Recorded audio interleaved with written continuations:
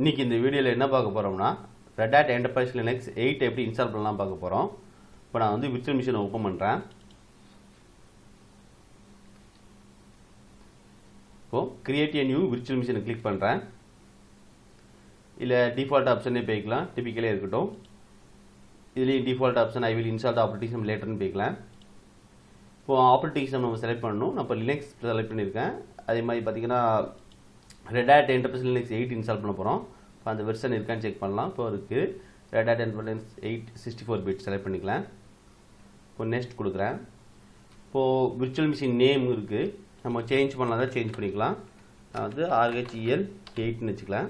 Location பார்த்துட்டிங்கன்னா C:/user HSN document virtual machine RHEL 8 இதுதான் அந்த விர்ச்சுவல் மிஷினுடைய ஸ்டோரேஜ் பார்த்து.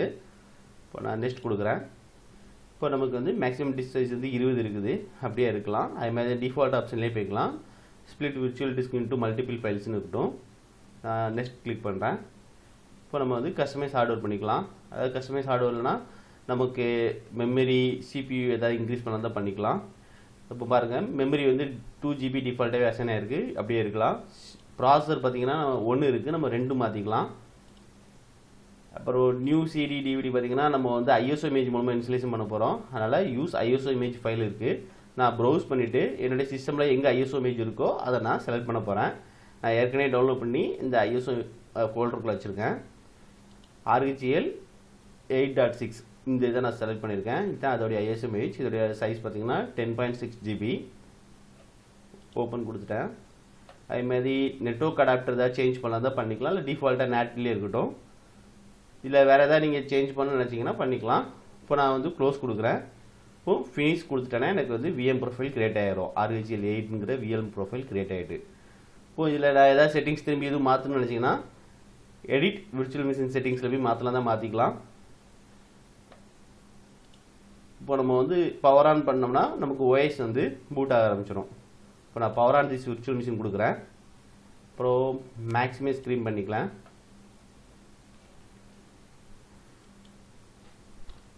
இதில் ஃபஸ்ட்டு 3 ஆப்ஷன் இருக்குது. Install Red Hat Linux 8.6. அடுத்து பார்த்தீங்கன்னா test this media and install Red Hat Linux 8.6 இருக்குது. அப்புறம் ட்ரபிள் ஷூட்டிங் இருக்குது.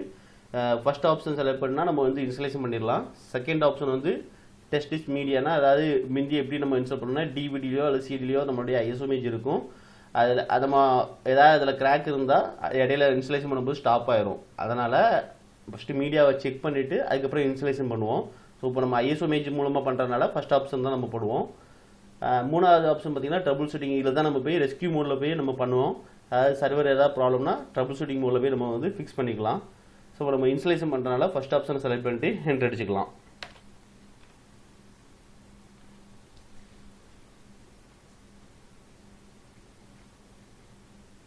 இப்போ வெல்கம் ஸ்க்ரீன் வந்துட்டு welcome to Red Hat Enterprise Linux 8.6 வந்துட்டு இங்கிலீஷ் இந்தியா நம்ம செலக்ட் பண்ணிக்கலாம்.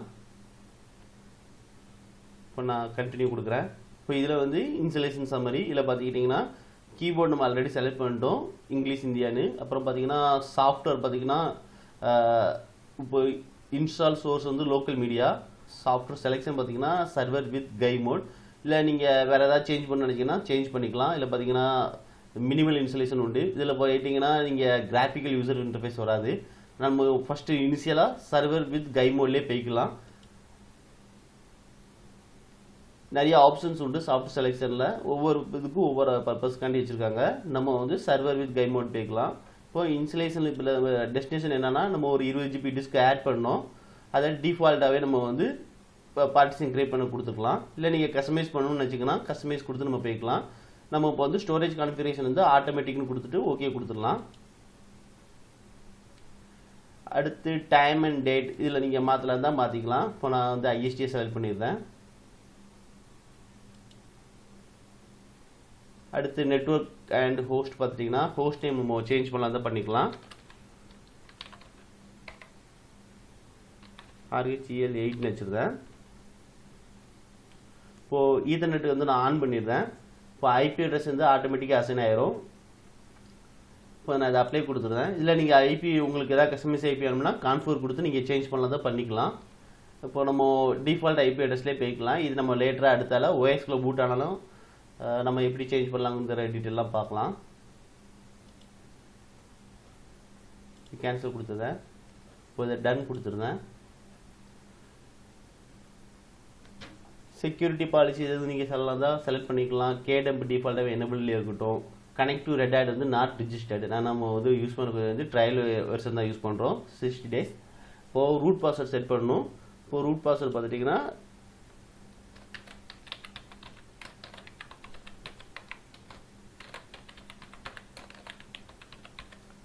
நான் ரூட் பாஸ்வேர்ட் செட் பண்ணிட்டேன். அது ஸ்ட்ராங்காக இருக்குது. இப்போ டன் கொடுத்துருந்தேன். அப்புறம் யூசர் கிரியேஷன் இருக்குது. இதுலேயும் ஒரு யூசர் கிரியேட் பண்ணிடுறேன்.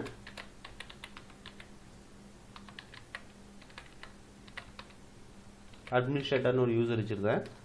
யூசர் நேம் வந்து அட்மின்னே வச்சுருந்தேன். அப்புறம் பாஸ்வேர்ட் பார்த்துட்டிங்கன்னா இந்த யூசருக்கு ஒரு பாஸ்வேர்ட் செட் பண்ணணும்.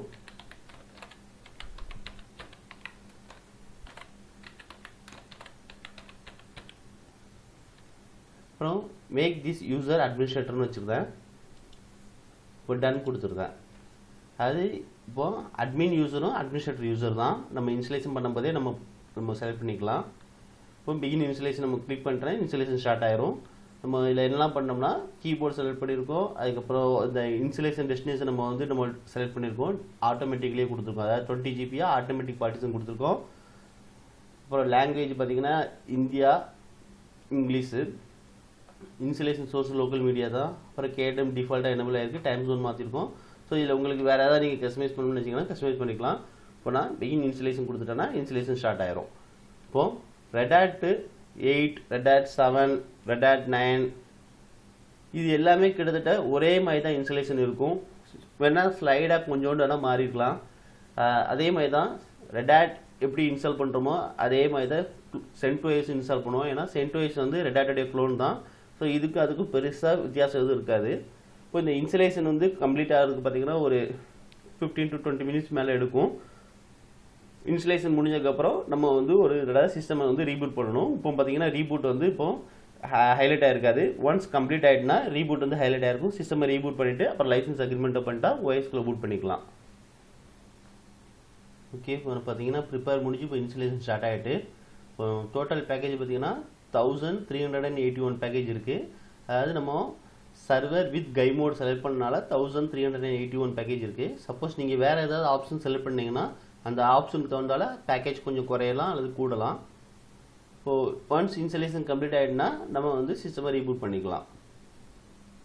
இப்போது இன்ஸ்டலேஷன் வந்து கம்ப்ளீட் ஆகிட்டு இப்போ நம்ம என்ன பண்ணலாம் பார்த்தீங்கன்னா ரீபூட் சிஸ்டம் கொடுத்துட்டோம்னா சிஸ்டம் ரீபூட் ஆகி லைசன்ஸ் அக்ரிமெண்ட் பண்ணிவிட்டு நம்ம ஓஎஸ்குள்ளே போய்க்கலாம். இப்போ நான் ரீபூட் சிஸ்டம் கொடுக்குறேன்.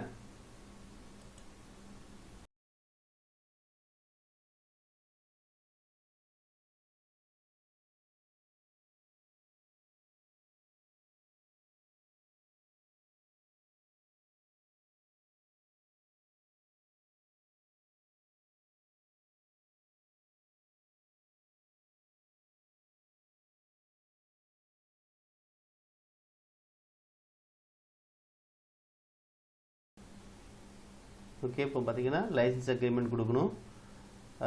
நம்ம இப்போ லைசன்ஸ் இன்ஃபர்மேஷன் கிளிக் பண்ணிவிட்டு அக்செப்ட் த லைசன்ஸ் அக்ரிமெண்ட் கொடுத்து டன் கொடுத்துடலாம். இப்போது ரெண்டாவது வந்து நம்ம ஆப்ஷனில் விட்டலாம். ஏன்னா நம்ம வந்து ட்ரையல் வெர்ஷன் தான் யூஸ் பண்ணுறோம். இப்போ ரிஜிஸ்டர் எதுவும் பண்ணலை. சப்ஸ்கிரிப்ஷன் மேனேஜர் வேணும்னு வச்சிட்டிங்கன்னா நீங்கள் இதை கிளிக் பண்ணி நம்ம ரிஜிஸ்டர் பண்ணிக்கலாம். இப்போ நான் வந்து ஃபினிஷ் கான்ஃபிகரேஷன் கொடுத்துருந்தேன்.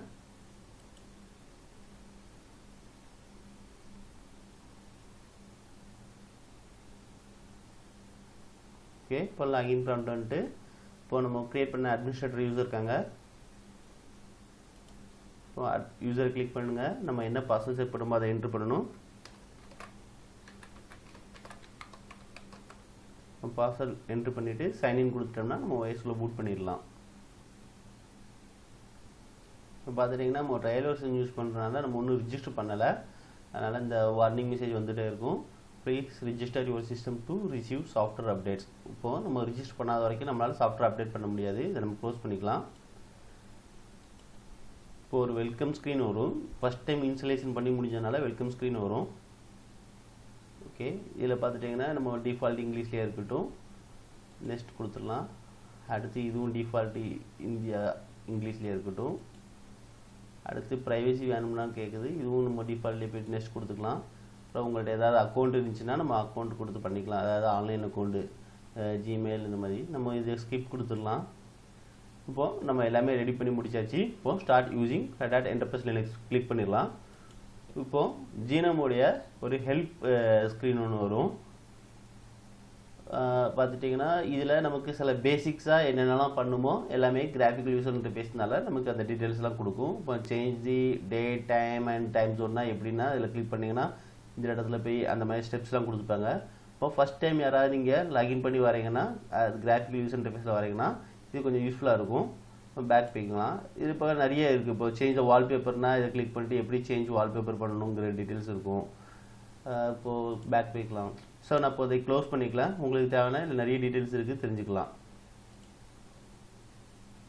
இப்போ நான் வந்து ஆக்டிவிட்டீஸில் போய்ட்டு டெர்மினல் ஓப்பன் பண்ணுறேன்.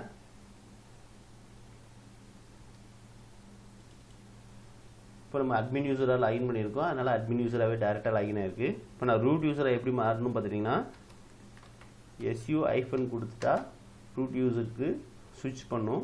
இப்போ ரூட் யூஸருக்கு என்ன பாஸ்வேர்டு கொடுத்தோமோ அதை என்ட்ரு பண்ணணும்.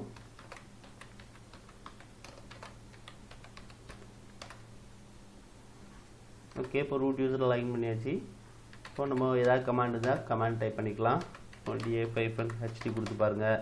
இப்போ ஃபைல் சிஸ்டம் பார்த்தீங்கன்னா டிஃபால்ட்டாக XFS ஃபைல் சிஸ்டம் தான் வரும். அடுத்த IPAன்னு கொடுத்துட்டிங்கன்னா என்ன ஐபி அட்ரஸ் இருக்குங்கிற டீட்டெயில் வரும். இப்போ நமக்கு என்ன ஐபி அட்ரஸ் செட் பண்ணிக்கு பார்த்தீங்கன்னா 192.168.144.129 தான் அதோடைய ஐபி அட்ரஸ். ஸோ இதுமாதிரி கமாண்ட் ட்ராப்பில் நிறைய இருக்குது, நம்ம இடத்துல பின்னாடி டீட்டெயிலாக பார்க்கலாம். இப்போ நீங்கள் இதை எக்ஸிட் பண்ணலாம் தான் எடுத்துக்கலாம். எக்ஸிட் கொடுத்துட்டிங்கன்னா ரூட் யூஸர்லேருந்து வெளியில் வந்துடலாம். திரும்பி எக்ஸிட் கொடுத்திங்கன்னா இந்த டெர்மினல்லேருந்து வெளியில் வந்துடலாம். இப்போ நீங்கள் ஷட் டவுன் பண்ணுறதுக்கு இந்த பவர் ஆன் பட்டன் அமைக்கிட்டு திரும்பி இந்த பவர் ஆன் பட்டன் அமைக்கிட்டிங்கன்னா இப்போ நமக்கு பவர் ஆஃப் பண்ணிங்கன்னா ஷட் டவுன் ஆயிரும். இல்லை ரீஸ்டார்ட் பண்ணுன்னா ரீஸ்டார்ட் பண்ணுங்கள், இல்லை இது வேண்டாம் கேன்சல் பண்ணிங்கன்னா கேன்சல் ஆயிரும். இப்போ நான் பவர் ஆஃப் பண்ணிடுறேன்.